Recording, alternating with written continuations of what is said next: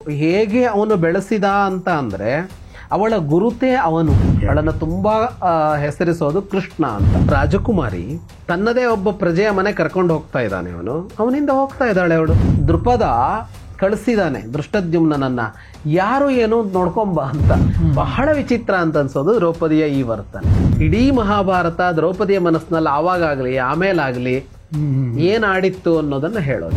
ಬೆಂಕಿಯ ಜ್ವಾಲೆಗಳನ್ನಿಟ್ಟು ದ್ರೌಪದಿ ಅಂತ ತೋರ್ಸೋಕ್ ಹೋಗಬೇಡಿ ಅಂತ ಹೇಳಿದ್ದು. ಅದಕ್ಕೆ ಮದುವೆಯಲ್ಲಿ ಬರುತ್ತೆ ಈ ಮಾತು, ನಾನು ಯಾರಿಗೆ ನನ್ನ ಮಗಳನ್ನು ಕೊಡ್ತಾ ಇದ್ದೀನಿ ಅಂತ ಅಂದ್ರೆ 10 ದೋಷಗಳನ್ನ ಪಟ್ಟಿ ಮಾಡ್ತಾರೆ. ಆ 10 ದೋಷಗಳಿಲ್ಲ ಅವನಲ್ಲಿ. ಇಷ್ಟ ಆಯ್ತು, ಅವಳು ಹುಟ್ಟುಕೊಂಡ್ಲು, ದೃಪದನ ಅರಮನೆಯಲ್ಲಿ ಬೆಳೆದ್ಲು. ದೃಪದನ ಅರಮನೆಯಲ್ಲಿ ಅಯಾಚಿತವಾಗಿ ಬಂದ ಮಗುವನ್ನು ಅವನು ಪ್ರೀತಿಯಿಂದಲೇ ಸ್ವಾಗತ ಮಾಡ್ದ, ಪ್ರೀತಿಯಿಂದಲೇ ಬೆಳೆಸದ.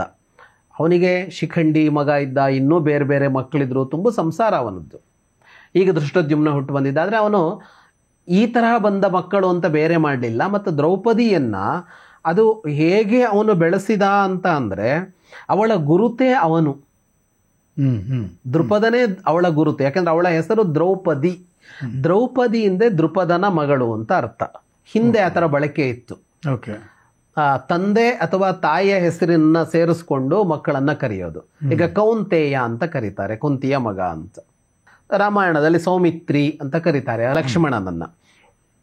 ಹಾಗೆ ಪಾಂಡವರು ಅಂತ ಕರಿತೀವಿ, ಪಾಂಡವಿನ ಮಕ್ಕಳು ಅಂತ ಅರ್ಥ. ಧಾರ್ತರಾಷ್ಟ್ರರು ಅಂತ ಕರಿತೀವಿ ದುರ್ಯೋಧನಾದಿಗಳನ್ನ. ದಾಶರಥಿ ಅಂತ ಕರಿತೀವಿ ರಾಮನನ್ನ. ಹೀಗೆ ತಂದೆ ಮತ್ತು ತಾಯಿಯ ಹೆಸರನ್ನ ಸೇರಿಸ್ಕೊಂಡು ಕರೆಯೋದು ಅನ್ನೋದು ಒಂದು ಅಭ್ಯಾಸ ಇತ್ತು.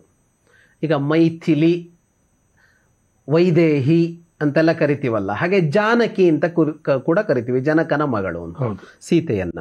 ಹಾಗೆ ಇವಳನ್ನ ಕರೆದಿದ್ದು ಹೇಗೆ ಅಂತ ಅಂದ್ರೆ ದ್ರೌಪದಿ ಅಂತ. ಈಗ ಅಲ್ಲೆಲ್ಲ ಅವರನ್ನ ಹಾಗೆ ಕರೆಯುವಾಗ ಅವರಿಗೊಂದು ಹೆಸರಿದೆ. ದಾಶರಥಿ ಅಂತ ಕರೆದ್ರೆ ರಾಮ, ಪಾಂಡವ ಅಂತ ಕರೆದ್ರೆ ಅವ್ರಿಗೆ ಬೇರೆ ಯುಧಿಷ್ಠಿರ, ಭೀಮ, ನಕುಲ ಅಂತ ಹೆಸರಿದೆ ಅಲ್ವಾ. ಜಾನಕಿ ಅಂತ ಕರೆದ್ರೂ ಕೂಡ ಅವಳಿಗೆ ಸೀತೆ ಅಂತ ಹೆಸರಿದೆ. ದ್ರೌಪದಿಯ ಹೆಸರೇನು ಅಂತಲೇ ಗೊತ್ತಿಲ್ಲ ಜಗತ್ತಿಗೆ ಅನ್ನೋಷ್ಟು ದ್ರೌಪದಿ ಅನ್ನೋ ಹೆಸರು ಉಳಿದು ಬಿಡುತ್ತು. ಹಾಗಾಗಿ ತಾನಾಗಿ ಹುಟ್ಟಿ ಬಂದ ಮಗು ತನ್ನ ಹೆಸರಿನಿಂದಲೇ ಗುರುತಿಸಿಕೊಳ್ಳುವಷ್ಟು ಚೆನ್ನಾಗಿ ಅವಳನ್ನು ಸಾಕದ ದೃಪದ ಅಂತ. ಹಾಗಾಗಿ ಅವಳು ದೃಪದನ ಪಡಿಯಚ್ಚೇನೋ ಅನ್ನೋ ತರ ದ್ರೌಪದಿ ಅಂತ ಆಗ್ಬಿಟ್ಲು. ದ್ರೌಪದಿ ಅಂತ ಕರೆಸ್ಕೊಂಡು ಕೃಷ್ಣ ಅಂತ ಕರೆದಿರಬೇಕು ಅಂತ ಕಾಣಿಸುತ್ತೆ. ಅವಳನ್ನು ತುಂಬಾ ಹೆಸರಿಸೋದು ಕೃಷ್ಣ ಅಂತ ಮಹಾಭಾರತದಲ್ಲಿ. ದ್ರೌಪದಿ ಅಂತ ಹೇಳೋದಕ್ಕಿಂತ ಹೆಚ್ಚು ಸಲ ಅದನ್ನ ಬಳಸ್ತಾರೆ. ಕೃಷ್ಣ ಅನ್ನೋ ಶಬ್ದ 3 ಜನಕ್ಕಲ್ಲಿ ಬಳಕೆ ಆಗುತ್ತೆ. ಒಂದು ಶ್ರೀಕೃಷ್ಣನಿಗೆ, ಇನ್ನೊಂದು ವ್ಯಾಸರಿಗೆ, ಒಂದು ದ್ರೌಪದಿಗೆ. ಅವರಿಬ್ಬರನ್ನ ಕೃಷ್ಣ ಅಂತ ಕರೀತಾರೆ, ಇವಳನ್ನ ಕೃಷ್ಣ ಅಂತ ಕರೀತಾರೆ. 3 ಜನರ ಬಣ್ಣ ಅದು ಕಪ್ಪು. ಕೃಷ್ಣ ಅಂದ್ರೆ ಕಪ್ಪು. ಇವತ್ತು ನಮಗೆ ಕಪ್ಪು ಅಂತ ಅನ್ನೋದು ಒಂದು ಇದು ಅಂತ ಆಗ್ಬಿಟ್ಟಿದೆ, ವರ್ಣ ತಾರತಮ್ಯದಲ್ಲಿ ಸೇರಿದೆಯಲ್ಲ. ಆದ್ರೆ ನಮ್ಮ ಪ್ರಾಚೀನರಲ್ಲಿ ಕಪ್ಪು ಸುಂದರ, ಕಪ್ಪೇ ಸುಂದರ ಅಂತೇನಲ್ಲ, ಕಪ್ಪು ಸುಂದರ, ಬಿಳಿಯೂ ಸುಂದರ. ಬಣ್ಣದ ಮೇಲೆ ಸೌಂದರ್ಯದ ಅಳತೆ ಇರಲಿಲ್ಲ ಅಲ್ಲಿ, ಎಲ್ಲ ಬಣ್ಣಗಳು ಸುಂದರವಾಗಿದ್ದು ಅಂತ. ಇವತ್ತು ಕೂಡ ಮನುಷ್ಯನ ಬಣ್ಣ ಕಪ್ಪಾದ್ರೆ ಮಾತ್ರ ಚೆನ್ನಾಗಿಲ್ಲ ಅಂತ, ಮತ್ತೆ ಬೇರೆದು ಕಪ್ಪು ಬಣ್ಣವೇ ಸುಂದರ ಅಂತ ಹೇಳ್ತೀವಿ. ಅತ್ಯಂತ ಹೆಚ್ಚು ಬಳಕೆ ಆಗೋದು ಕಪ್ಪು ಬಣ್ಣ, ಸೌಂದರ್ಯಕ್ಕೆ ಬಳಕೆ ಆಗೋದು. ಕೃಷ್ಣ ಅಂತ ಕರೆದಿರಬೇಕು, ಅದು ಹೆಸರ ಅಥವಾ ಆಗ ಬಣ್ಣ ನೋಡಿಯೇ ಕರಿತಾ ಇದ್ರು. ಗೌರಿ ಅಂತ ಇದೆಯಲ್ಲ ಪಾರ್ವತಿಗೆ, ಗೌರಿ ಅನ್ನೋದು ಹೆಸರಲ್ಲ, ಅದು ಗೌರ ವರ್ಣ ಅಂತ, ಅಂದ್ರೆ ಬೆಳ್ಳಗಿರೋಳು ಅಂತ ಹಾಗೆ ಕರೆಯೋ ಅಭ್ಯಾಸ ಇತ್ತು. ಇತ್ತೀಚಿನವರೆಗೂ ಇತ್ತು, ಈಗ ನಿಲ್ತು. ಯಾಕೆಂದ್ರೆ ಆ ಬಣ್ಣಗಳನ್ನೆಲ್ಲ ಲೇವಡಿ ಮಾಡೋದಕ್ಕೆ ಯಾವತ್ತು ಶುರು ಮಾಡಿದ್ವೋ ಆಗ ಇದು ಬಣ್ಣದ ಹೆಸರನ್ನ ಹೇಳೋದು, ಅದು ಬಾಡಿ ಶೇಮಿಂಗ್ ಅಂತ ಕರೆಸ್ಕೊಳ್ಳುವಂತೆ ಅನಿವಾರ್ಯ ಆಯ್ತು ನಮಗೆ. ಆದ್ರೆ ಅವತ್ತು ಅವಳನ್ನ ಕರೆದಿದ್ದು ಕೃಷ್ಣ ಅಂತ. ಅವಳಿಗೊಂದು ಹೆಸರು ಅನ್ನೋದು ಗೊತ್ತಾಗಿಲ್ಲ, ಕೃಷ್ಣ ಅಂತಲೇ ಹೆಸರು ಇದೆಯಾ ಅಂತಲೂ ಹೇಳೋದಕ್ಕೆ ಸಾಧ್ಯ ಇಲ್ಲ. ಹಾಗೆ ಅವಳು ಚೆನ್ನಾಗಿ ಅಲ್ಲಿ ಬೆಳೆದ್ಲವಳು. ಮುಂದೆ ದ್ರೌಪದಿ ಕಾಣಿಸ್ಕೊಳ್ಳೋದು ನಮಗೆ ಸ್ವಯಂವರದಲ್ಲಿ. ಒಂದು ಅದ್ಭುತ ಸ್ವಯಂವರ ಏರ್ಪಡ್ತು ಅಲ್ಲಿ. ಆ ಸ್ವಯಂವರಕ್ಕೆ ಎಲ್ಲರೂ ಬಂದಿದ್ರು ಅಂತ, ಆ ಕಾಲದ ಎಲ್ಲರೂ ಬಂದಿದ್ರು. ಕೆಲವರು ಯುದ್ಧ ಮಾಡೋದಕ್ಕೆ ಬಂದಿದ್ರು, ಅಲ್ಲ ಕೆಲವರು ಪಣ ಗೆಲ್ಲೋದಕ್ಕೆ ಬಂದಿದ್ರು, ಕೆಲವರು ನೋಡೋದಕ್ಕೆ ಬಂದಿದ್ರು. ಇದು ಬಹಳ ವಿಶೇಷ. ಸ್ವಯಂವರಕ್ಕೆ ಸಾಧಾರಣವಾಗಿ ಬರೋರು ಯಾರು ಅಂದ್ರೆ ಯಾರಿಗೆ ವಿವಾಹವಾಗಬೇಕು ಅಂತಿದೆಯೋ ಅವರು ಬರಬೇಕು. ಇಲ್ಲಿ ಕುರುವಂಶೀಯರು ಬಂದಿದ್ರಲ್ಲ, ಅವ್ರು ಯಾರು ಭಾಗವಹಿಸ್ಲಿಲ್ಲ ದ್ರೌಪದಿ ಸ್ವಯಂವರದಲ್ಲಿ. ಹಾಗೆಯೇ ಯಾದವರು ಭಾಗವಹಿಸ್ಲಿಲ್ಲ. ಕೃಷ್ಣ ಬಂದಿದ್ದ, ಬಲರಾಮ ಬಂದಿದ್ದ, ಎಲ್ಲರೂ ಬಂದಿದ್ರು. ಅವ್ರು ಯಾರು ಪಣದ ಸುದ್ದಿಗೆ ಹೋಗೇ ಇಲ್ಲ. ಉಳಿದವರು ಪ್ರಯತ್ನಿಸಿದ್ರು. ಎಲ್ಲರೂ ಬಂದಿದ್ರು ಅನ್ನೋದಕ್ಕೆ ಅರ್ಥ ಏನು ಅಂತ ಅಂದರೆ ಎರಡು ಕಾರಣ. ಒಂದು, ದೃಪದ ಆ ಕಾಲದ ಅತ್ಯಂತ ಪ್ರತಿಷ್ಠಿತ ರಾಜಕಾರಣಿ ಅವನು. ಅಂದರೆ ಅವನ ಮನೆಯಲ್ಲೊಂದು ಸ್ವಯಂವರ ನಡೆಯುತ್ತೆ ಅಂದರೆ ಜಗತ್ತಿನ ಎಲ್ಲರಿಗೂ ಆಮಂತ್ರಣ ಇದೆ, ಎಲ್ಲರೂ ಬರ್ತಾರೆ ಅನ್ನುವಷ್ಟರ ಮಟ್ಟಿನ ಸಾಧಾರಣದವನಲ್ಲ ಅವನು. ಅಸಾಮಾನ್ಯ ಮನುಷ್ಯ ಅವನು. ಮತ್ತು ಆ ಸ್ವಯಂವರ ನೋಡುವ ಆಸಕ್ತಿ ಕೂಡ ಇತ್ತು ಅವರಿಗೆ ಅಂತ. ಸ್ವಯಂವರ ನೋಡುವ ಆಸಕ್ತಿ ಯಾಕಿತ್ತು ಅಂದರೆ ದ್ರೌಪದಿ ಆಗಿದ್ಲು. ಆ ಕಾಲದಲ್ಲಿ ಮನೆ ಮಾತಾಗಿಬಿಟ್ಟಿದ್ಲು ಅವಳು. ಅಂಥ ಚೆಲುವೆ ಅಂತ ಬಹಳ ಬಹಳ ಮುಖ್ಯವಾಗಿ ಇದನ್ನು 10 ಸಲ ಹೇಳಬೇಕು, 100 ಸಲ ಹೇಳಬೇಕು. ದ್ರೌಪದಿ ಕಪ್ಪುಗಿದ್ಲು, ಆದರೆ ಆ ಕಾಲದ ಅದ್ಭುತ ಚೆಲುವೆ ಆಗಿದ್ಲು ಅವಳು. ಕಾಂಟ್ರಾಡಿಕ್ಟರಿ ಇವತ್ತಿನ ಆಲೋಚನಾ ಲಹರಿಗೆ ಬಹಳ ವಿರೋಧವಾದದ್ದು ಕಾಣಿಸುತ್ತೆ ಅಲ್ಲಿ. ಅದೇ ಸತ್ಯ, ಮತ್ತೆ ಅದೇ ವಾಸ್ತವ. ಅಳಿಬೇಕಾದದ್ದು ಅವುಗಳ ಮೇಲಲ್ಲ ಅಂತ. ವ್ಯಕ್ತಿ ಇಡೀ ಮಹಾಭಾರತ ಇದೆಯಲ್ಲ, ರಾಮಾಯಣ ಇರಲಿ, ಮಹಾಭಾರತ ಇರಲಿ, ಭಾಗವತ ಇರಲಿ, 1000 ಕಡೆಯಲ್ಲಿ ವ್ಯಕ್ತಿಯನ್ನು ವ್ಯಕ್ತಿಯಾಗಿ ನೋಡು ಅನ್ನೋ ಪಾಠ ಮಾಡುತ್ತೆ ಅಂತ. ನಾವು ಆ ನಂತರದ ಕಾಲದಲ್ಲಿ ಸಮುದಾಯಗಳನ್ನು ಅಥವಾ ವರ್ಗಗಳನ್ನು, ಈ ತಾರತಮ್ಯಗಳನ್ನು ಸೃಷ್ಟಿ ಮಾಡ್ಕೊಂಡ್ವಿ. ಈಗ ಸೃಷ್ಟಿ ಮಾಡಿಕೊಂಡ ತಾರತಮ್ಯ ಎಲ್ಲ ಅಲ್ಲಿದೆ ಅಂತ ಹೇಳೋದಕ್ಕೆ ಹೊರಟಿದೀವಲ್ಲ. ಅಂದರೆ ವಾಸ್ತವವಾಗಿ ನಾವು ಸೃಷ್ಟಿಸಿಕೊಂಡ ತಾರತಮ್ಯದ ಭಾವಗಳು ಇಲ್ಲ ಅನ್ನೋದನ್ನ ಇವುಗಳೇ ಹೇಳುತ್ತವೆ. ಅಂದರೆ ನೀನು ಬಣ್ಣದಿಂದ ನೋಡಬೇಡ, ಸಮುದಾಯದಿಂದ ನೋಡಬೇಡ, ನೀನು ವಿದ್ಯೆಯಿಂದ ನೋಡಬೇಡ, ನೀನು ಸಂಪತ್ತಿನಿಂದ ನೋಡಬೇಡ, ವ್ಯಕ್ತಿಯನ್ನು ವ್ಯಕ್ತಿಯಾಗಿ ನೋಡು ಅಂತಲೇ ಇರೋದಲ್ಲಿ ಅಂತ. ಹಾಗೆ ಇವಳ ಚೆಲುವು ಅಷ್ಟು ಎಲ್ಲ ಕಡೆ ಹರಡಿತ್ತು. ಅಲ್ಲಿ ಇವಳನ್ನು ಅರ್ಜುನ ಗೆದ್ದ ಕೂಡಲೇ ಏನು ಅಂದರೆ ಅವನ ಜೊತೆಗೆ ಅವಳು ಹೋಗಬೇಕು. ಹೊರಟ್ರೆ ಅವನು ಕರ್ಕೊಂಡು ಹೋಗಿದ್ದು ಎಲ್ಲಿಗೆ ಅಂತ ಅಂದರೆ ಒಬ್ಬ ಕುಂಬಾರನ ಮನೆಯ ಹೊರವಲಯ, ಅವನ ಅಂಗಳದಲ್ಲಿದ್ದ ಒಂದು ಸಣ್ಣ ಮನೆ. ಇಲ್ಲಿ ಅರ್ಜುನ ಗೆದ್ದ ಅಂತ ಹೇಳ್ತಿರಲ್ವಾ, ಸ್ವಯಂವರಕ್ಕಿಂತ ಮುಂಚೆಯೇ ದ್ರೌಪದಿಗೆ ಅರ್ಜುನನ ಬಗ್ಗೆ ಗೊತ್ತಿತ್ತಾ ಅನ್ನುವಂಥದ್ದು ಒಂದು ಪ್ರಶ್ನೆ. ಯಾಕೆಂದರೆ ದ್ರೌಪದಿಗೆ ಅರ್ಜುನನ ಮೇಲೆ ಸ್ವಲ್ಪ ಮುಂಚೆನೇ ಒಂದು ವ್ಯಾಮೋಹ ಇತ್ತು ಅಥವಾ ಆಸೆ ಇತ್ತು ಅನ್ನುವಂಥದ್ದು ನೀವೇ ಹಿಂದೆ ಹೇಳಿದ್ರಿ. ಆ ಸಂದರ್ಭದಲ್ಲಿ ಆಕೆಯ ಮನಸ್ಥಿತಿ ಹೇಗಿತ್ತು? ದ್ರೌಪದನಿಗಿತ್ತು. ದ್ರೌಪದಿಗಿದ್ದಿರಬಹುದು ಅಂತ ಅನ್ಸುತ್ತೆ. ಯಾಕೆಂದ್ರೆ ತನ್ನನ್ನ ಸೋಲಿಸಿದವ ಅರ್ಜುನ, ದೃಪದನನ್ನ ದ್ರೋಣರ ಮೂಲಕ. ಇವನೇ ತನ್ನ ಅಳಿಯ ಆಗಬೇಕು ಅಂತ ಅವನಿಗೆ ಅನ್ನಿಸಿಬಿಟ್ಟಿತ್ತು. ಅನ್ನಿಸಿದ್ದು ಸೋಲಿಸಿದಾಗ ಅಲ್ಲ, ಯಾಕೆಂದ್ರೆ ಸೋಲಿಸಿದಾಗ ಮಗಳಿಲ್ಲ ಅವನಿಗೆ. ದ್ರೌಪದಿ ಹುಟ್ಟಿ ಬಂದಾಗ ಅನ್ನಿಸ್ತವನಿಗೆ ಅರ್ಜುನನಿಗೆ ಕೊಡಬೇಕು ಅಂತ. ಎಂತ ವಿರೋಧಾಭಾಸ ನೋಡಿ. ದ್ರೋಣರನ್ನ ಕೊಲ್ಲೋದಕ್ಕೆ ಅಂತಲೇ ಯಜ್ಞ ಮಾಡಿ ಮಗು ಪಡ್ಕೊಂಡಿದ್ದಾನೆ ದೃಷ್ಟದ್ಯುಮ್ನನ್ನ. ಅವನ ಜೊತೆಗೆ ಹುಟ್ಟು ಬಂದವಳನ್ನ ತನ್ನನ್ನ ಸೋಲಿಸಿದವನಿಗೆ ಮಗಳನ್ನು ಕೊಡುವುದು, ತಾನು ಸೋಲಲು ಕಾರಣನಾದವನಿಗೆ ಮೃತ್ಯುವನ್ನು ಕೊಡುವುದು ಅಂತ. ಹೌದು. ಈ ದೃಪದ ಅವನ ಮನೋಭಾವ ಇದೆಯಲ್ಲ, ಅದನ್ನು ಬಹಳ ಅಧ್ಯಯನ ಮಾಡೋ ತರ ಇದ್ದಾನ ಅವನು. ಸುಲಭಕ್ಕೆ ದಕ್ಕೋದಲ್ಲ ಅವನು ಹೆಂಗೆ ಯೋಚನೆ ಮಾಡ್ತಾನೆ ದೃಪದ ಅಂತ. ಹಾಗಾಗಿ ದೃಪದನಿಗೆ ಅರ್ಜುನನಿಗೆ ಕೊಡಬೇಕು ಅಂತ ಇತ್ತಲ್ಲ, ಆ ಮಾತನ್ನ ಅವನು ದ್ರೌಪದಿಗೆ ಹೇಳಿರಬಹುದು ಅಂತ ನನ್ನ ಊಹೆ ಇರೋದು. ಮಾತುಕತೆಗಳು ಸಿಗೋಲ್ಲ. ಮತ್ತೆ ಸಹಜವಾಗಿಯೇ ಆ ಕಾಲದಲ್ಲಿ ವರನ ಬಗ್ಗೆ ಒಂದು ಯೋಚನೆ ಹುಟ್ಟಿರುತ್ತೆ. ಯಾರೆಲ್ಲ ಇದ್ದಾರೆ, ಎಲ್ಲೆಲ್ಲಿ ವೀರಶೂರರಿದ್ದಾರೆ ಅಂತ ಇದ್ದಾಗ ಅರ್ಜುನನ ಬಗ್ಗೆ ಕೇಳಿ ಗೊತ್ತಿತ್ತಲ್ಲ. ಹಾಗಾಗಿ ದ್ರೌಪದಿಗೆ ಅದು ಹುಟ್ಟಿರ್ಬೋದು. ಮತ್ತೆ ತಂದೆಗಿರೋದನ್ನ ತಂದೆ 10 ಸಲ ಮನೇಲಿ ಹೇಳಿರ್ತಾನೆ. ಅದನ್ನೇನು ಗುಪ್ತವಾಗಿ ಇಟ್ಕೊಂಡಿರೋ ಸಾಧ್ಯತೆ ಇಲ್ಲ ಅವನು. ಮನೇಲಿ ಹೇಳಿದಾಗ ಸಹಜವಾಗಿ ಅವಳಿಗೆ ಆಗಬಹುದು ಅಂತ ಇದ್ದಿರಬಹುದು. ಹಾಗಾಗಿ ಅವಳಿಗೆ ಮುಂದೆ ಕೂಡ ಅರ್ಜುನನ ಮೇಲೆ ಅಪಾರವಾದ ಪ್ರೀತಿ ಏನು ಉಳ್ಕೊಳ್ತು, ಅದಕ್ಕೆ ಕಾರಣ ಮೊದಲಿಂದ ಅವನ ಬಗ್ಗೆ ಬೆಳೆಸಿಕೊಂಡು ಬಂದ ಭಾವ ಇದ್ದಿರಬಹುದು ಅಂತ ಅನ್ಸತ್ತೆ.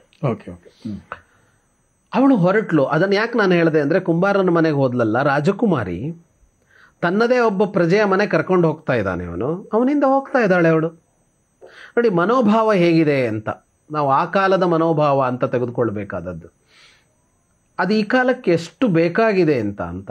ರಾಜಕುಮಾರಿಯನ್ನ ಕರ್ಕೊಂಡು ಹೋಗ್ತಾ ಇರೋದು ಎಲ್ಲಿಗೆ ಅವನು ಅಂದರೆ, ಅರಮನೆಯಿಂದ ಯಾರೋ ಒಬ್ಬ ಅಪರಿಚಿತ ಗೆದ್ದವ ತನ್ನೂರಿನ ಕೊನೆಯಲ್ಲಿರುವ ಒಬ್ಬ ಮಡಿಕೆ ಮಾಡುವವನ ಮನೆ, ಅವನ ಮನೆಯೂ ಅಲ್ಲ, ಅವನ ಮನೆಯ ಒಂದು ಔಟ್ ಹೌಸ್ ತರ ಇರೋ ಅಲ್ಲಿ ಕರ್ಕೊಂಡು ಹೋಗಿದ್ದಾನೆ. ನೀನ್ ಯಾರಯ್ಯ, ಎಲ್ಲಿ ಕರ್ಕೊಂಡು ಹೋಗ್ತಾ ಇದೀಯಾ, ನಿನ್ನ ನಂಬ್ಕೊಂಡು ಬಂದ್ರೆ ಇದು ಏನಿದು, ಎಲ್ಲಿ ಕರ್ಕೊಂಡ್ ಬಂದೆ ಅನ್ನೋ ಮಾತು ದ್ರೌಪದಿ ಆಡೋಲ್ಲ ಅಂತ. ಮನೆಗೆ ಹೋದ್ರೆ ಅಲ್ಲಿ ಒಬ್ಬ ವೃದ್ಧ ಮಹಿಳೆ ಇದ್ದಾಳೆ, ಅತ್ತೆ. ಅವನಿಗೆ ಬೇರೆ ಒಂದು 4 ಜನ ಅಣ್ಣ ತಮ್ಮಂದ್ರಿದ್ದಾರೆ. ಅವರೆಲ್ಲ ಮಾತಾಡ್ಕೋತಾ ಇದ್ದಾರೆ. ಅವತ್ತು ಇಡೀ ದಿನ ಏನೇನು ನಡೀತು ಅಂತ ಮಹಾಭಾರತ ಗುರುತಿಸುತ್ತೆ. ಅವರವರೇ ಮಾತಾಡ್ಕೋತಾ ಇದ್ದಾರೆ. ಅವಳು ತಣ್ಣಗಿದ್ದಾಳೆ. ಅಂದ್ರೆ ಎಷ್ಟು ವಿಚಿತ್ರ ಅನ್ಸತ್ತೆ ಅಂದ್ರೆ, ದ್ರೌಪದಿಯ ಮನಸ್ಸಿನಲ್ಲಿ ಏನು ಪ್ರಶ್ನೆ ಹುಟ್ಟಿರಬಹುದು ಅಂದ್ರೆ ಯಾವ ಪ್ರಶ್ನೆಯೂ ಹುಟ್ಟಲೇ ಇಲ್ಲ ಅಂತ. ಪ್ರಶ್ನೆ ದೃಪದನ ಮನಸ್ಸಲ್ಲಿ ಹುಟ್ಟಿದೆ, ದೃಷ್ಟದ್ಯುಮ್ನನ ಮನಸ್ಸಲ್ಲಿ ಹುಟ್ಟಿದೆ. ದೃಪದ ಕಳಿಸಿದಾನೆ ದೃಷ್ಟದ್ಯುಮ್ನನ್ನ, ಯಾರು ಏನು ನೋಡ್ಕೊಂಬ ಅಂತ. ಅವನು ರಾತ್ರಿ ಗುಟ್ಟಾಗಿ ಹೋಗಿ ಮನೆಯ ಪಕ್ಕದಲ್ಲಿ ನಿಂತಿವ್ರು ಯಾರು ಅಂತ ಗುರ್ಸೋದಕ್ಕೆ ಹೋಗಿದಾನ ಅವನು. ಆದ್ರೆ ಅವಳಿಗೆ ಯಾವ ಸಮಸ್ಯೆಯೂ ಇಲ್ಲ, ಅವರೆಲ್ಲ ಮಲಗಿದ್ದಾರೆ, ಅವಳು ಒಂದು ಕಡೆ ಮಲಗಿದ್ದಾಳೆ. ಅವಳ ಎದುರಿಗೆ ಹೆಚ್ಚು ಪಕ್ಷ ಮಾತುಕತೆ ನಡೆದಿದೆ. ಒಬ್ಬರು ಮದುವೆ ಆಗ್ಬೇಕಾ, ಇಬ್ರು ಮದುವೆ ಆಗ್ಬೇಕಾ, ಅವನು ಮದುವೆ ಆಗ್ಬೇಕಾ, ಇವನ್ ಮದುವೆ ಆಗ್ಬೇಕಾ ಅಂತ ಚರ್ಚೆ ನಡೆದಿದೆ. ಯಾರ ಮನೆ ಆದ್ರೆ ಎಲ್ಲದಕ್ಕೂ ಬೇರೆ ಬೇರೆ ಜಾಗ ಇರುತ್ತೆ. ಪುಟ್ಟ ಮನೆಯಲ್ಲಿ ಅವ್ರ ಎದುರಿಗೆ ಚರ್ಚೆ ನಡೀತಲ್ಲ, ಅವಳು ಎಲ್ಲರೂ ಹಂಚ್ಕೊಳ್ಳಿ ಅಂತ ತಾನು ಹೇಳ್ಬಿಟ್ಲು ಕುಂತಿ, ಇವರು ಅದನ್ನೇ ಇಟ್ಕೊಂಡು ಕೂತರು. ಆಮೇಲೆ ನೀನ್ ಮದುವೆ ಆಗು ಅಂತ ಒಬ್ಬ ಅಂದ, ಅರ್ಜುನ ಯುಧಿಷ್ಠಿರನಿಗಂದ, ಇಲ್ಲ ಅವರೆಲ್ಲ ಸೇರಿ ನೀನ್ ಮದುವೆ ಆಗು ಅಂದ್ರು. ಅವಳು ಇಷ್ಟೇ ಚರ್ಚೆ ಆಗ್ತಾ ಇದೆ, ಅವಳೆಲ್ಲ ಕೇಳಿಸ್ಕೊತಾ ಇದ್ದಾಳೆ, ಕೇಳಿಸ್ಕೊಂಡು ಸುಮ್ಮನಿದ್ದಾಳೆ ಅವಳು. ಅವ್ರು ನಿರ್ಣಯ ಮಾಡಿದಾರೆ 5 ಜನ ಮದುವೆ ಆಗೋದು ಅಂತ ಅವಳ ಎದುರಿಗೆ. ಅವಳು ತುಟಿಕ್ ಪಿಟಿಕ್ ಅಂದಿಲ್ಲ ಅದಕ್ಕೆ. ಬಹಳ ವಿಚಿತ್ರ ಅಂತ ಅನ್ಸೋದು ದ್ರೌಪದಿಯ ಈ ವರ್ತನೆ. ಅಂದ್ರೆ ನಮಗಿವತ್ತು ವಿಚಿತ್ರ ಅಂತ ಅನ್ಸೋದು. ಆಮೇಲೆ ಇವತ್ತು ನಿಂತು ನೋಡಿದಾಗ ಅವರು ಆಕ್ಷೇಪಾರ್ಹರಾಗ್ತಾರೆ. ಒಂದು ಮಾತು ಕೇಳಬಾರ್ದ ಅವಳನ್ನ? ಹೌದು, ನಿನಗೂ ಒಂದು ಅಭಿಪ್ರಾಯ ಇದೆಯಾ ಅಂತ ಕೇಳಬೇಕಲ್ವಾ ಅಂತ ಅನ್ಸುತ್ತೆ. ಆಗಿನ ಕಾಲದಲ್ಲಿ ಕೇಳ್ತಲೇ ಇರಲಿಲ್ಲ ಅಂತ ಕೂಡ ಹೇಳೋಕ್ಕಾಗಲ್ಲ. ಈಗ ಸುಭದ್ರೆಗೆ ಅರ್ಜುನನ ಮೇಲೆ ಮನಸ್ಸಿತ್ತು ಅಂತ ಗೊತ್ತಾಗಿಯೇ ಕೃಷ್ಣ ಅರ್ಜುನನ ಹತ್ರ ಕರ್ಕೊಂಡು ಹೋಗು ಅಂತ ಹೇಳೋದು. ಕೃಷ್ಣನೇ ಅವಳನ್ನು ಕರ್ಕೊಂಡು ಹೋಗು ಅಂತ ಹೇಳ್ತಾನೆ. ಇಬ್ಬರದ್ದು ಮನಸ್ಸು ಗೊತ್ತಾಗತ್ತೆ ಅವನಿಗೆ. ತಂಗಿಗೂ ಮನಸ್ಸಿದೆ, ಅರ್ಜುನನಿಗೂ ಮನಸ್ಸಿದೆ ಅಂತ ಗೊತ್ತಾದಾಗಲೇನೆ ಅವನು ಮಾಡೋದು ಅದನ್ನ. ಈಗ ರುಕ್ಮಿಣಿಯನ್ನ ಅವನು ಅಪಹರಿಸಿಕೊಂಡು ಬಂದು ಮದುವೆ ಆದ ಕೃಷ್ಣ ಸಂದೇಶ ಏನದ್ರಲ್ಲಿ? ನೀವು ಅವಳ ಅಣ್ಣನಿಗೆ ಇಷ್ಟ ಇರಲಿಲ್ಲ, ಅದು ಅವಳ ಅಣ್ಣನಿಗೆ ಇಷ್ಟ ಇರಲಿ ಇಲ್ಲದೆ ಇರಲಿ, ಅವಳಿಗೆ ಇಷ್ಟ ಆಗಿದೆ ಅಲ್ವಾ, ಅಂದ್ರೆ ಮದುವೆ ಆಗ್ಬೇಕು ಅಂತಲೇ ಕೃಷ್ಣ ಹೇಳ್ದಂಗಾಯ್ತಲ್ವಾ. ಹೆಣ್ಣಿನ ಇಷ್ಟದಂತೆ ನಡೀರಿ ಅನ್ನೋ ಸಂದೇಶ ಕೂಡ ಇದೆಯಲ್ವಾ ಅಲ್ಲಿ. ಈಗ ಅಂಬಿಕೆ ಅಂಬಾಲಿಕೆಯರ ವಿವಾಹ ನಡೀತು, ಅಲ್ಲಿ ಸಂಯಮರ ನಡೀತು. ಭೀಷ್ಮ ಗೆದ್ಕೊಂಡು ಬಂದಾಗ ಅಂಬೆ ಹೇಳಿದು ನಾನು ಬೇರೆ ಒಬ್ಬನ ಪ್ರೀತಿಸಿದೀನಿ ಅಂತ, ಭೀಷ್ಮ ಬಿಟ್ಕೊಟ್ಟ ಹೋಗು ಅಂತ. ಅಂದ್ರೆ ಹೆಣ್ಣಿನ ಅಭಿಪ್ರಾಯಕ್ಕೆ ಆಶಯಕ್ಕೆ ಬೆಲೆ ಇರಲಿಲ್ಲ ಅನ್ನೋ ಕಾಲ ಅಲ್ಲ ಅದಲ್ಲ. ಆದರೆ ಒಂದು ಸ್ವಯಂವರದಲ್ಲಿ ಗೆದ್ದಾಗ ಅವಳಿಗೊಂದು ಬೇರೆ ಅಪೇಕ್ಷೆ ಅಂತ ಉಳ್ಕೊಳ್ಳೋದಿಲ್ಲ. ಸ್ವಯಂವರಕ್ಕೊಂದು ಪಣ ಇಟ್ಟು ಇದನ್ನ ಗೆದ್ದವರು ಮದುವೆ ಆಗಬೇಕು ಅಂದ್ರೆ ಅವನು ಯಾರಾದ್ರೂ ಆಗ್ಲಿ ನಾನು ಮದುವೆ ಆಗ್ತೀನಿ ಅಂತಲೇ ಆ ತೀರ್ಮಾನಕ್ಕೆ ಬರಬೇಕು. ಆದರೆ ಅಲ್ಲಿ 5 ಜನ ವಿವಾಹವಾಗಬೇಕು ಅಂತಂದಾಗ ದ್ರೌಪದಿ ತಣ್ಣಗಿದ್ದಾಳೆ. ಮಹಾಭಾರತ, ಇಡೀ ಮಹಾಭಾರತ ದ್ರೌಪದಿಯ ಮನಸ್ಸಿನಲ್ಲಿ ಆವಾಗಲಿ ಆಮೇಲಾಗ್ಲಿ ಏನಾಡಿತ್ತು ಅನ್ನೋದನ್ನ ಹೇಳೋದಿಲ್ಲ. ಈ ಪ್ರಶ್ನೆ ಹಾಗೆಯೇ ಉಳ್ಕೊಳತ್ತೆ. ಇದು ಯೋಚಿಸುವವರಿಗೆ ಬಿಟ್ಟಿದ್ದು. ಆ ಕಾಲದಲ್ಲಿ ನಿಂತು ಯೋಚಿಸ್ತೀವ, ಮಧ್ಯಕಾಲದಲ್ಲಿ ನಿಂತು ಯೋಚಿಸ್ತೀವ, ಇವತ್ತು ನಿಂತು ಯೋಚಿಸ್ತೀವ, ನಮ್ಮನ್ನ ಬೆಳೆಸಿದ ಪರಿಸರದ ಆಧಾರದ ಮೇಲೆ ದ್ರೌಪದಿಯ ಮನಸ್ಸಲ್ಲಿ ಹಂಗಿತ್ತು ಹಿಂಗಿತ್ತು ಅಂತ ನಾವು ಯೋಚಿಸೋದಕ್ಕೊಂದು ಮುಕ್ತ ಅವಕಾಶ ಇದೆ. ಆದರೆ ಒಂದು ಗಮನಿಸಬೇಕಾದದ್ದು ಅಂದ್ರೆ ಅಲ್ಲೆಲ್ಲೂ ದ್ರೌಪದಿ ಯಾರನ್ನು ಈ ಅಧಿಕ್ಷೇಪಿಸುವವಳಲ್ಲ ಅನ್ನೋದು ಗೊತ್ತಾಗತ್ತೆ, ಆಕ್ಷೇಪಿಸುವವಳಲ್ಲ ಅಂತ. ಬಹಳ ಬಹಳ ಹೊಂದಾಣಿಕೆಯ ಸ್ವಭಾವ ಅವಳದ್ದು ಅಂತ.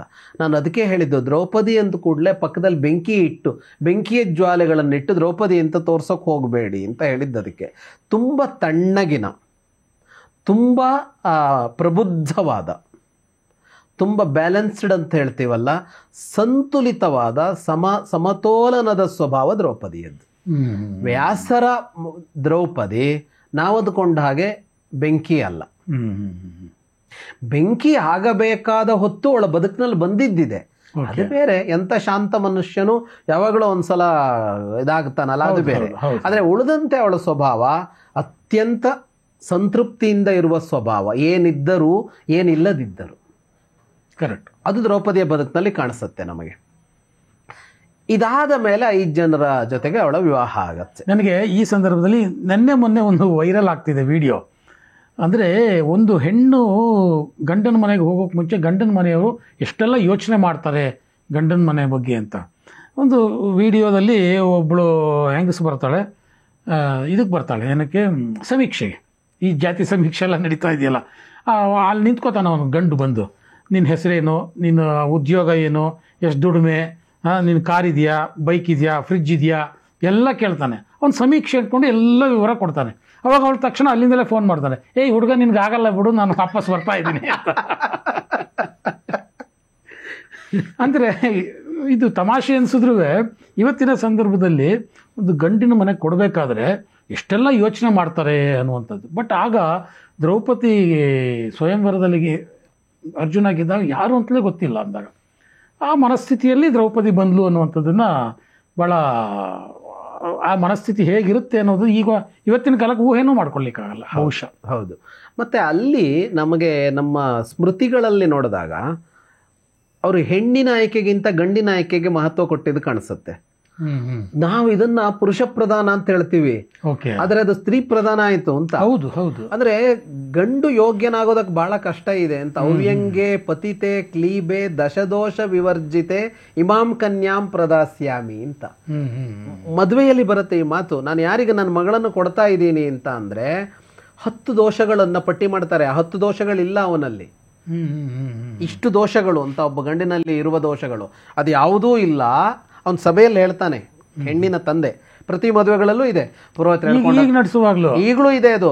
ಪುರೋಹಿತರು ಹೇಳ್ಕೊಂಡು ಹೋಗ್ತಾರೆ, ಗೊತ್ತಾಗಲ್ಲ. ಆದ್ರೆ ಅವನು ಹೇಳ್ತಾ ಇದ್ದಾನೆ, ನಾನು ಆಯ್ಕೆ ಮಾಡಿದ್ದೀನಿ ಎಂತವನು ಅಂದ್ರೆ ದಶದೋಷ ವಿವರ್ಜಿತ ಅಂತ.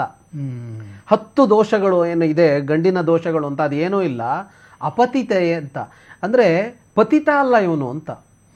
ಪತಿತ ಅಂದ್ರೆ ಭ್ರಷ್ಟ ಅಲ್ಲ ಅಂತ. ಅಂದ್ರೆ ಯಾವುದೇ ತರಹದಲ್ಲಿ ಪತಿತನಾಗೋದು ಅನ್ನೋದು ಹಲವು ಕಾರಣಗಳಿವೆ. ಅದು ಹಣದ ವಿಷಯ ಇರ್ಬೋದು, ಅದು ಹೆಣ್ಣಿನ ವಿಷಯ ಇರ್ಬೋದು, ಅದು ಮಣ್ಣಿನ ವಿಷಯ ಇರ್ಬೋದು. ಅಂತಹ ಯಾವುದೇ ವಿಷಯದಲ್ಲೂ ಪತಿತನಾಗುವನಲ್ಲ, ಅಂಥವನ್ನ ಆಯ್ಕೆ ಮಾಡಿ ಕೊಡ್ತಾ ಇದ್ದೀನಿ ಸಭೆಯಲ್ಲಿ ಹೇಳ್ತಾನೆ ಅವನು ಅಂತ. ಅಂದ್ರೆ ಹೆಣ್ಣಿನ ತಂದೆ ಹೇಳೋದು, ಗಂಡಿನ ತಂದೆ ಹೇಳೋದು ಏನೂ ಇಲ್ಲ ನಾನು ಅಂತ. ಕಾಲದಲ್ಲಿ ವ್ಯತ್ಯಾಸ ಆಗಿದೆ ಮುಂದೆ, ಅದೆಲ್ಲ ಬೇರೆ. ಆದ್ರೆ ಅತ್ಯಂತ ಪ್ರಾಚೀನವಾದ ಯೋಚನೆ ಹೀಗಿತ್ತು. ಹಾಗಾಗಿ ಗಂಡನ್ನ ಆಯ್ಕೆ ಮಾಡುವಲ್ಲಿ ಬಹಳ ಅವರು ಹುಡುಕಾಡ್ತಾ ಇದ್ರು. ಇಲ್ಲಿ ಏನಾಯ್ತು ಅಂತಂದ್ರೆ ಒಬ್ಬ ಗೆದ್ದ. ಆದ್ರೆ ಗೆದ್ದವನು ಸುರಸುಂದರ, ಬಹಳ ಚೆನ್ನಾಗಿದ್ದ. ಅವನ ಸಾಮರ್ಥ್ಯ ಗೊತ್ತಾಯ್ತು 2 ಕಾರಣಕ್ಕೆ. ಒಂದು ಅದನ್ನು ಗೆದ್ದಿದ್ದು, ಎರಡನೇದು ಉಳಿದವ್ರನ್ನ ಸೋಲಿಸಿದ ಅವನು, ಅದು ಕಾಣಿಸ್ತಾ ಇತ್ತು. ಅವಾಗ ದ್ರೌಪದಿಯೂ ಅಲ್ಲೇ ಇದ್ಲು, ದೃಪದನೂ ಅಲ್ಲೇ ಇದ್ದ. ಹಾಗಾಗಿ ಒಂದು ಏನು ಗೊತ್ತಾಗಿದೆ, ಸಮರ್ಥ ಗೆದ್ದಿದ್ದಾನೆ ಅಂತ ಗೊತ್ತಾಗಿದೆ. ಅತ್ಯಂತ ಸಮರ್ಥನೆ ಯಾರೋ ಗೆದ್ದಿದ್ದಾನೆ ಅಂತ ಅಷ್ಟೇ.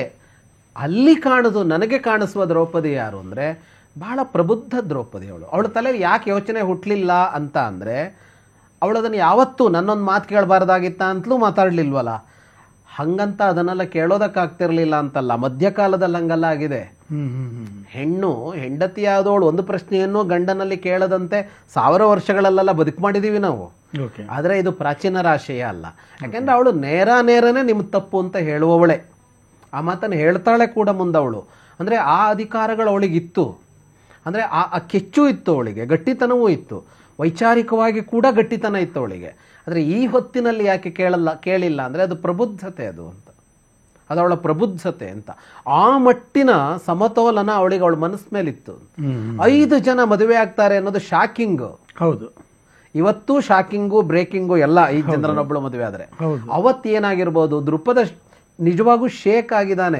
ಶಾಕಿಂಗ್ ಮಾತ್ರ ಅಲ್ಲ ಅದು. ಅಂದ್ರೆ ಅವನಿಗೆ ಒಪ್ಪೋಕೆ ಆಗ್ತಾ ಇಲ್ಲ ದೃಪದನಿಗೆ. ಆದ್ರೆ ಅವಳು ತಲೆ ಕೆಡ್ಸ್ಕೊಂಡಿಲ್ಲ ಅನ್ನೋದನ್ನ ಹೊರಗಡೆಯಲ್ಲಿ ಎಷ್ಟು ತಪ್ಪಾಗಿ ಅವಳನ್ನು ತಗೊಂಡೋಗಿದ್ದಾರೆ ಅಂದ್ರೆ ಎಷ್ಟು ಗಂಡಸರಾದ್ರೂ ಆಗ್ತಾ ಇದ್ರು ಅವಳಿಗೆ ಅನ್ನೋ ತರಹ ಅಂತೂ ಕೂಡ ದ್ರೌಪದಿಯನ್ನು ವಿಮರ್ಶೆ ಮಾಡಿದವರಿದ್ದಾರೆ. ಅವಳು ಕರ್ಣನನ್ನು ಬಯಸಿದ್ಲು ಅಂತೆಲ್ಲ. 5 ಜನ ಇರುವಾಗ 6ನೇವನು ಮತ್ತೆ ಇವರನ್ನು ಮೀರಿ ಕರ್ಣ ಅಂತ ಹಿಂಗೆಲ್ಲ ಹುಚ್ಚುಚ್ಚು ಕಥೆ ಎಲ್ಲ ಹುಟ್ಟಿಸ್ಕೊಂಡಿದ್ದಾರೆ. ಇದು ಅವರವರ ಮನಸ್ಸಿನ ಕೊಳೆಗಳು. ಅಂತವಳು ಅಲ್ಲ ಅವಳು. ಆದ್ರೆ ಒಂದು ಪ್ರಬುದ್ಧತೆ ಇದೆ ಅವಳಿಗೆ ಅಂತ. ಅಂಥ ದ್ರೌಪದಿ ಇವರ ಕೈ ಹಿಡಿತಾಳೆ 5 ಜನರನ್ನ.